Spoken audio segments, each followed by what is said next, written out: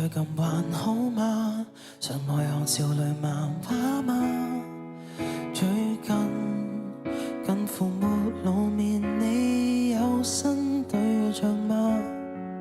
真想帶你見見我剛識到的他，我想聽你意見，這算是病吧？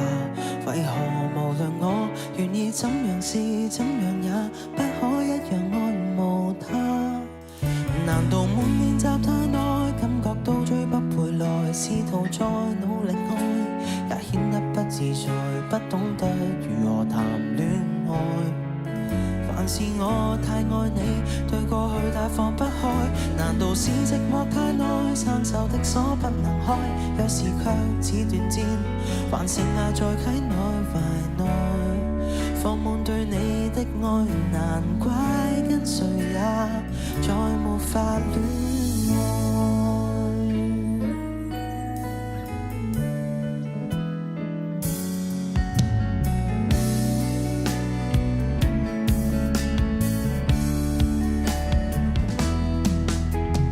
我有時仍很怕路過你那從前的家，往事若然未落幕，再揭起有害嗎？真想帶你見見我剛識到的他，我想聽你意見，這算是病吧？為何無論我願意怎樣試怎樣也沒令自己戀上他？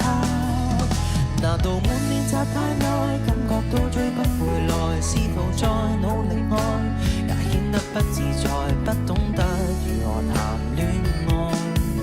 還是我太愛你，對過去太放不開，難道是寂寞太耐，生鏽的鎖不能開，有時也似斷箭，還剩下在體內懷內，放滿對你的愛，難怪跟誰也再沒法戀愛。No no no no no no no no no。難道沒練習太耐，感覺到追不回來，試圖再努力愛，也顯得不自在，耿耿於懷從前的愛。從沒有振作過，痛了再痛也應該。難道是寂寞太耐，生鏽的鎖不能開，往事卻似斷箭，還剩下在體內若懷內，放滿對